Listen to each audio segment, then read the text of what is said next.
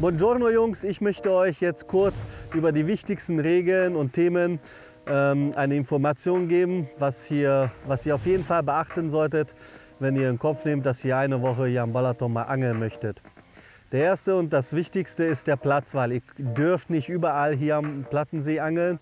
Es gibt bestimmte Bereiche, wo es erlaubt ist, wie zum Beispiel Camping oder öffentliche Strands.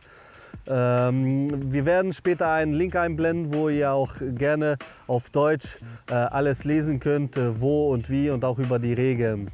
Die wichtigsten Regeln habe ich mal für euch zusammengesucht. Das eine ist zum Beispiel, dass geflochtene Hauptschnur total verboten ist. Ihr dürft mit 2 Angelruten und 2 Markerbojen angeln. Für eine Woche kostet die Karte, die 7-Tage-Karte, 80 Euro, 20.000 Forint.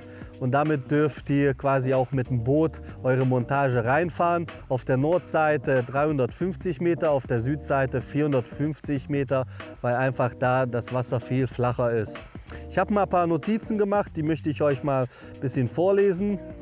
Was auf jeden Fall wichtig ist, dass ihr genügend Schnur mitbringt. Also wir benutzen hier 35er, 40er Hauptschnur. Eine sehr große Rolle, wo mindestens 450, 600 Meter drauf passt. Und die letzten 30 Meter nehmen wir eine Schlagschnur von 60er. Es gibt hier auch sehr viele Muschelbänke und da gehen wir lieber sicher und die Schlagschnur sollte schon dick sein. Euer Blei sollte auch nicht zu leicht sein. Wir benutzen hier 160 bis 200 Gramm, damit eure Montage auch immer auf dem Platz bleibt. Safety Clip auf jeden Fall. Und über den Schutz der Fische werde ich im späteren nochmal euch das erklären und darauf zurückkommen.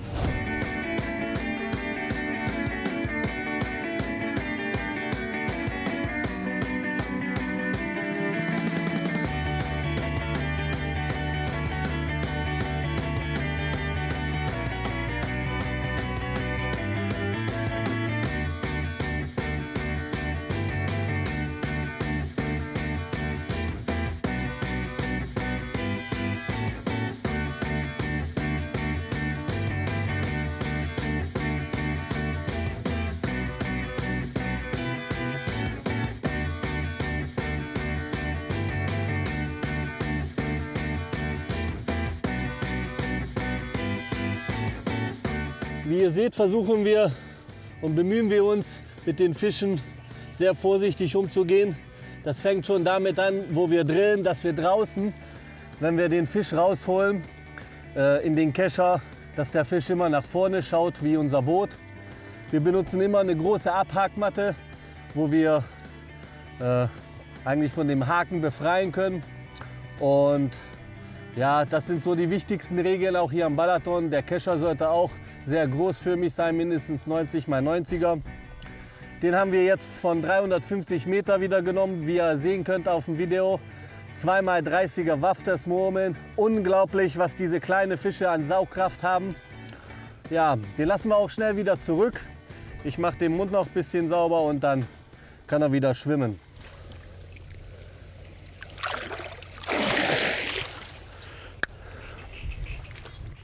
Eine wichtige Info für euch ist noch, dass die Fische tags und auch nachts über nicht haltern dürft. Das bedeutet, wenn ihr die Fische fängt, bereitet alles so vor, dass ihr auch die Fische sehr schnell wieder ins Wasser zurücklassen könnt.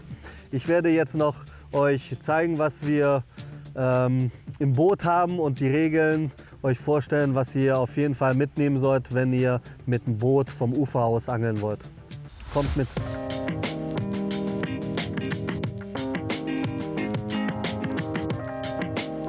Die wichtigsten Sachen, was ihr im Boot haben solltet, ist ein großförmiger Kescher, den immer im Boot halten.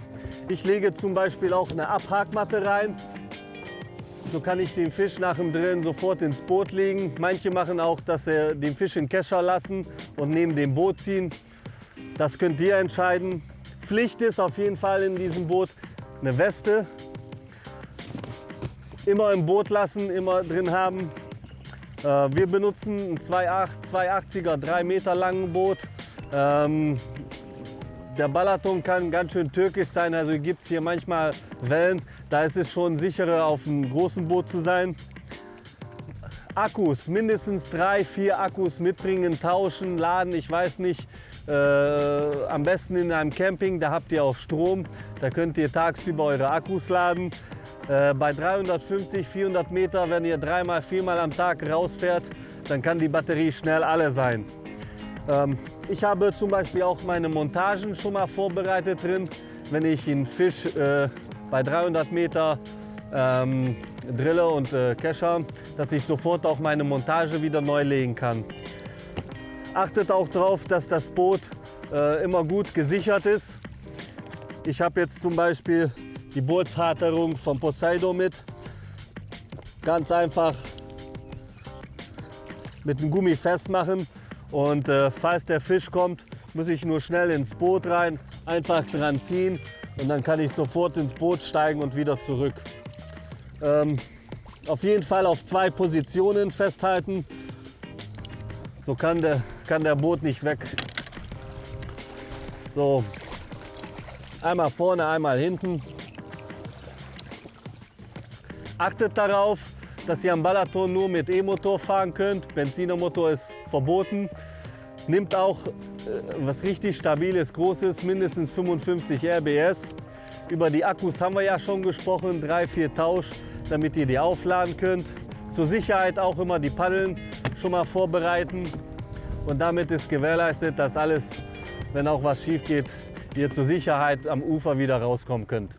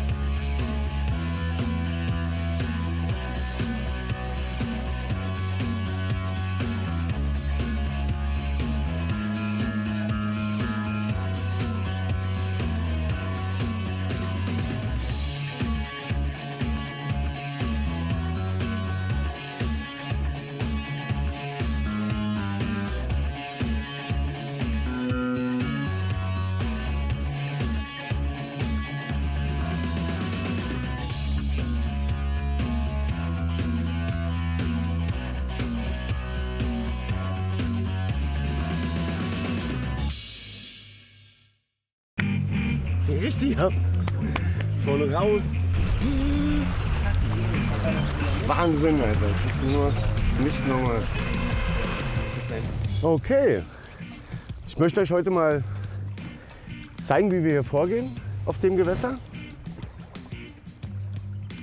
Wir haben hier von der Nordseite die Möglichkeit, 350 Meter rauszufischen. Drüben auf der Südseite darf man wohl 450 Meter rausfischen. Was wir hier machen, ist einfach auf 300, 350 Meter Spots zu suchen, wo der schlammige Bereich in den harten Bereich übergeht.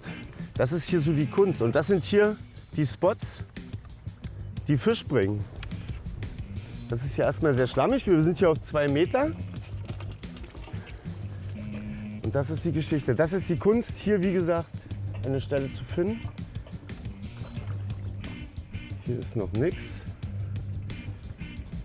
Jetzt bewegen wir uns eigentlich schon auf der Grenze, auf 2 Meter, 2,10 Meter. Manchmal sind es auch die feinen Unterschiede. Von 20 Zentimetern ein Unterschied kann hier manchmal ein Spot sein.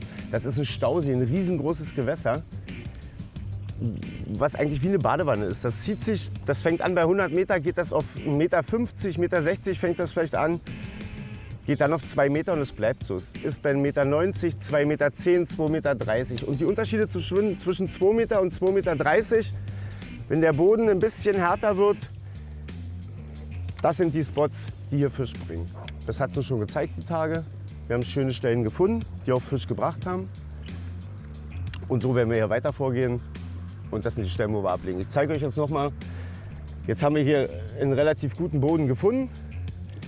Er ist zwar noch schlammig, aber auch schlammige Böden können hier Fisch bringen, weil dort die Nahrung drin ist für den Karpfen. Ich drücke auch diesen Stab immer rein und prüfe, wenn ich ihn rausziehe. Man kann es auch riechen. Es ist nicht stinkt, es ist kein stinkender Schlamm. Ja, und hier ist eine gute Stelle. Ich speichere mir das hier ab. Ich fahre hier mal noch ein Stück raus.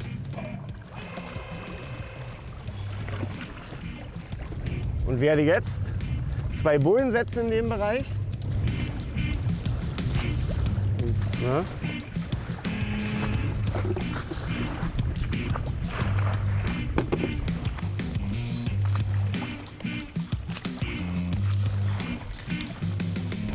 dann setze ich hier links eine.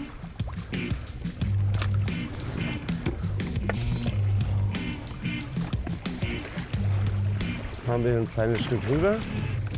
Die sitzt.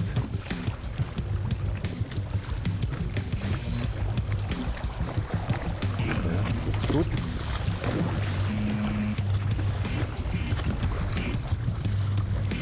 Ja, hier ist gut. Ich setze mir hier nur 2 Bojen. Den Bereich werde ich jetzt befüttern.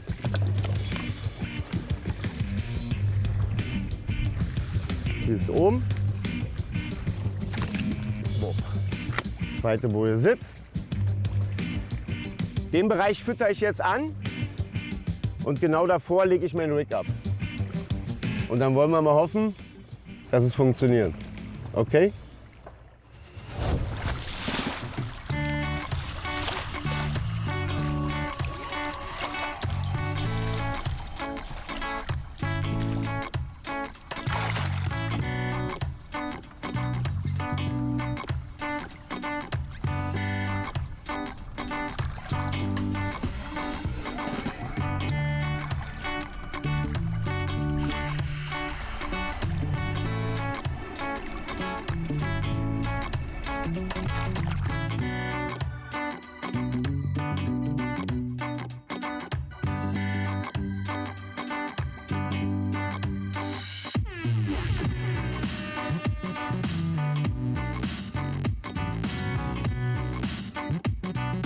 So, ich werde euch jetzt mal zeigen, wie ich hier am Balaton vorgehe, was das Futter betrifft. Und bei so einer Reise muss man natürlich auch wirklich sich überlegen, wie viel Futter nehmen wir mit, dass das Auto auch nicht überladen ist. Und beziehungsweise braucht man überhaupt so viel Futter. Wir haben uns hier natürlich ein bisschen Informationen einholen können über Lazzi, über die Kontakte, über SBS. Und ja, haben gar nicht mal so viel Futter mitgebracht. Wir haben uns mit Steffen zusammen 25 Kilo Tigers angemischt, beziehungsweise die Hälfte schon fertig mitgebracht und die andere Hälfte am ersten Tag gleich eingelegt. Und ja, ich fische hier auf einer Route, wie gesagt, mit Tigernüssen und dazu mit den Mulberry Tiger Nut Boilies, die wir uns hier für die Session haben rollen lassen.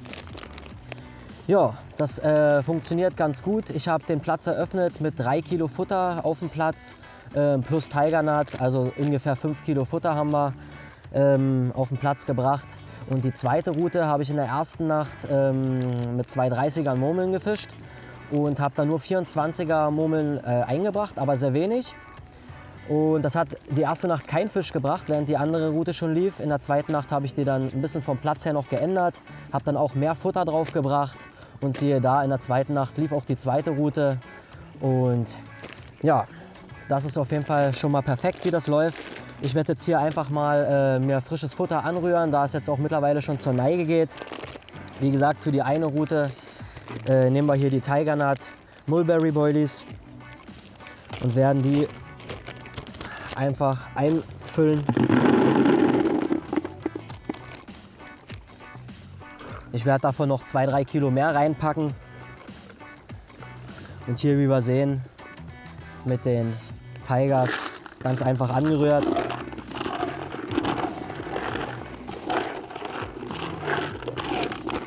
Und bei den anderen kippen wir einfach 20er und 24er Squid Octopus rein, füttern die trocken ohne irgendwelche Spirenzchen. Und so läuft das.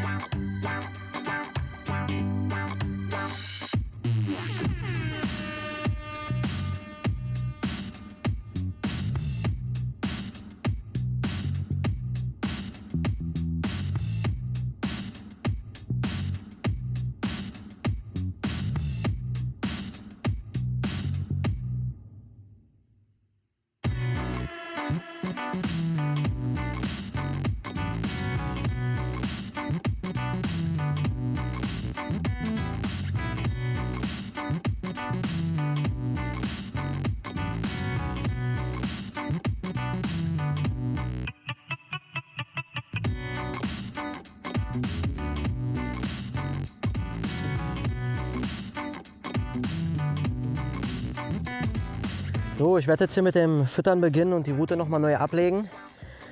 Ich fütter jetzt hier das, was wir vorhin angemischt haben, die Boilies mit den Tigernüssen. Die Tigernüsse haben wir zu Hause schon die Hälfte eingelegt und ein paar Tage ziehen lassen, eine Woche circa. Und natürlich ein bisschen mit Spot Juice und einigen Dips beträufelt, dass das Ganze noch ein bisschen mehr Flavor bekommt. Ja, das Ganze haben wir ziehen lassen, dass sie schön aufgequollen sind und jetzt füttern wir das Ganze hier einfach mit den Boilies direkt auf den Spot. Ich werde noch mal ein bisschen ansetzen. Wir füttern hier eine große Straße, also großflächig füttern hat sich jetzt hier bewährt. Das ist nicht der Spot, den ich vorher mit Tigernüssen befüttert habe. Hier fange ich jetzt auch an mit Tigernüssen zu füttern, weil jetzt hier die Route 3-mal am Tag abgelaufen ist und die läuft einfach besser. Deswegen werden wir jetzt hier futtermäßig uns da anpassen und hier anfangen mit dem Füttern. So wie ihr seht, habe ich auch keine Boje gesetzt. Wir verzichten hier gänzlich auf Bojen oder Stabbojen. Wir haben das hier einfach per GPS festgemacht. Die Spots auch wirklich auf 350 Meter ausgereizt. Und so finden wir die Spots auch in der Nacht wunderbar wieder. Können immer optimal rauffahren auf den Spot. Ja, und der Linie entlang auch immer folgen. Gerade in der Nacht ist es immer ein bisschen gefährlich, da wir hier wirklich nicht so viel Platz haben. Dass wir hier sicher durch die Schnüre kommen.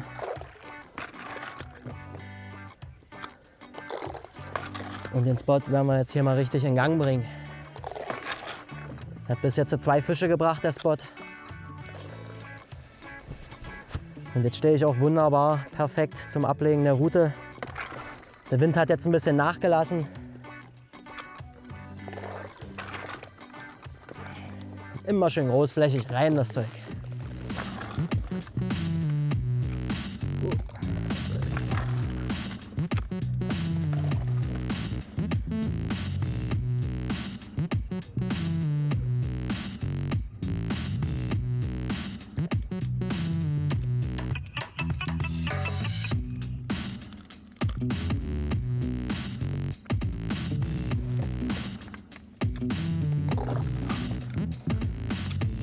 Ein bisschen was noch direkt auf den Köder drauf.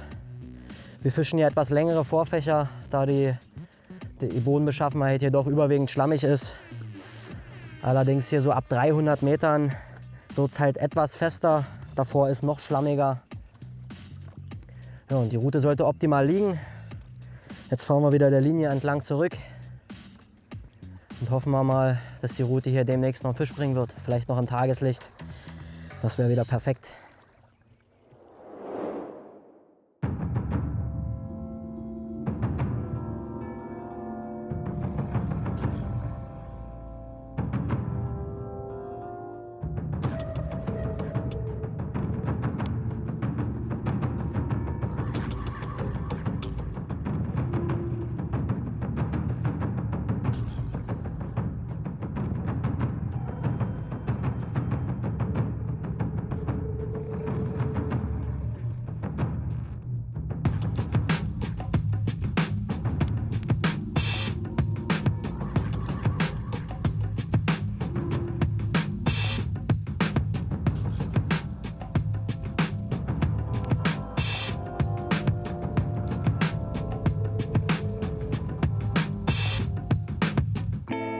Wir sitzen hier am wunderschönen Balaton in Ungarn und ich zeige euch und erkläre euch jetzt mal, wie wir fischen, wie unsere Rigs aussehen, welche Größe, warum und wie tief. Ich nehme erstmal ein Stück Bodyguard, das ist ummanteltes Vorfachmaterial. Die Ummantelung mache ich unten ab. Das ist Gefühlssache, je nachdem wie tief und wie lang mein Haar werden soll. Dann binde ich mein Haar, ruhig ein bisschen großzügiger, da wir hier mit großen Ködern fischen, weil wir die Erfahrung gemacht haben, dass die ganzen kleinen 5 bis 8 Kilo Karpfen, die hier größtenteils rumschwimmen, auch 2 doppelte 30er gern mal einsaugen. Dazu mache ich unten eine Schlaufe. Dann nehme ich einen Haken, unsere Grip-Tip-Hooks in Größe 2. Wir halten das eigentlich relativ simpel. Ein ganz normaler No-Knot. So, ungefähr 2 30er Murmeln. Aufpassen, dass man von der richtigen Seite beginnt. 5, 6 Wicklungen von hinten nach vorne durchs Öhr. Und dann sitzt das schon ganz gut. Ich benutze gerne dazu die Anti-Tangy-Sleeve und die Leine-Liner. So, nachdem ich den Anti-Tangy-Sleeve aufgezogen habe, mache ich oben eine Schlaufe.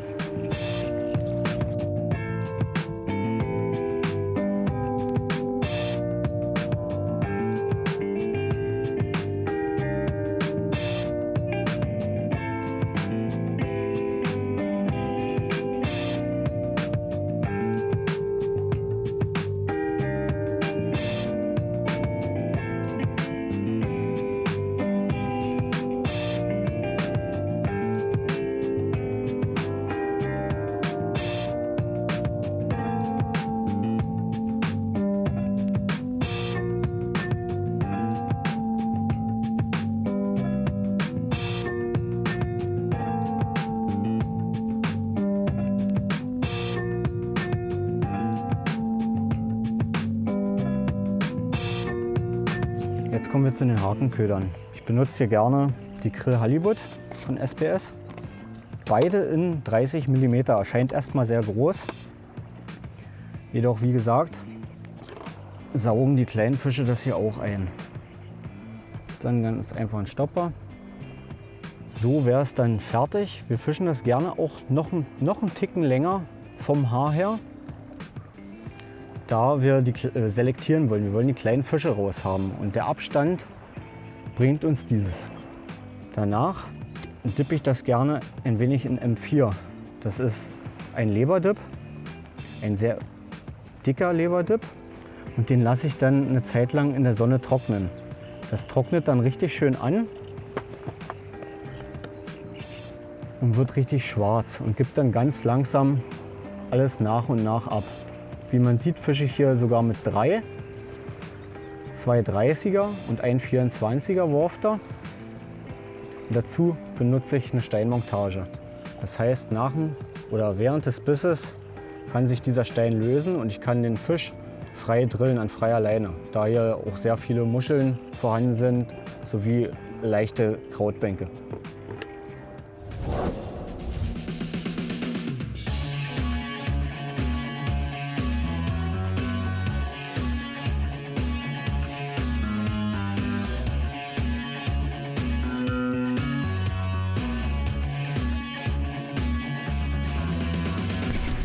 lächeln. Super.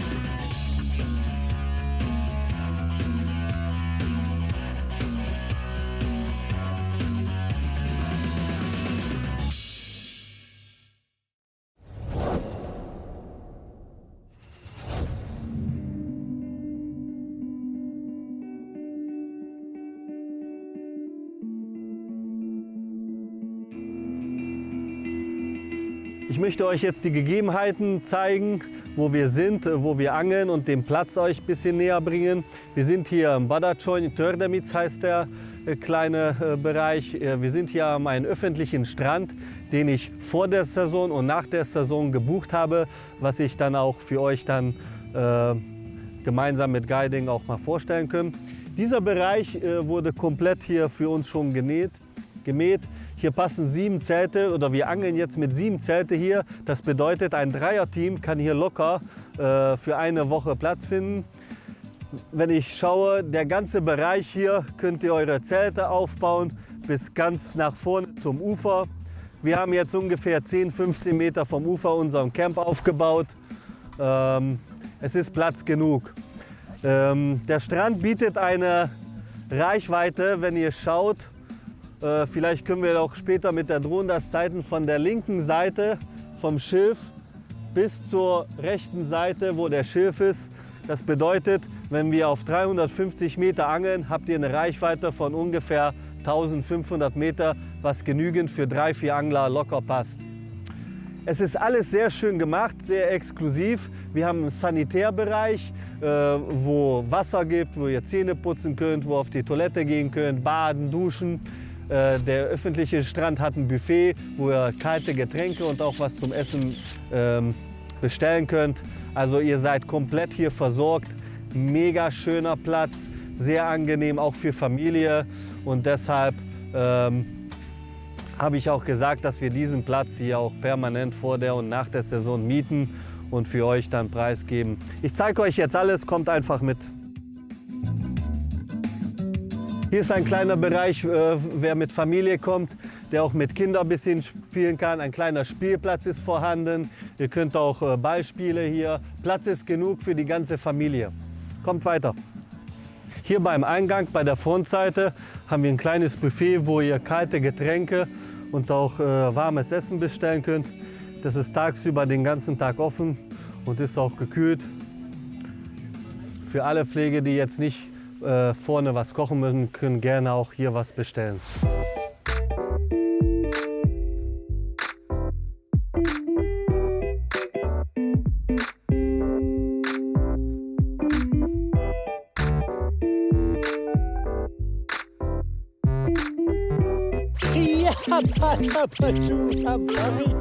Ich hoffe, wir konnten mit diesem Kurzfilm euch zeigen, wie wunderschön Ungarn und der Balaton ist. Jedes Mal, wenn ich hier bin, ist es für mich Urlaub, Leidenschaft, Angeln, Erholung und natürlich auch Abenteuer. Wir haben uns richtig gut gefühlt, viele Fische gefangen und wenn ihr auch Bock habt, auf diese Tour hier in diesem Platz mal zu angeln, wir helfen euch bei allem mit Übersetzung, mit Buchung und wir sehen uns bestimmt irgendwann nächstes Jahr. Petri, hi und alles Gute euch!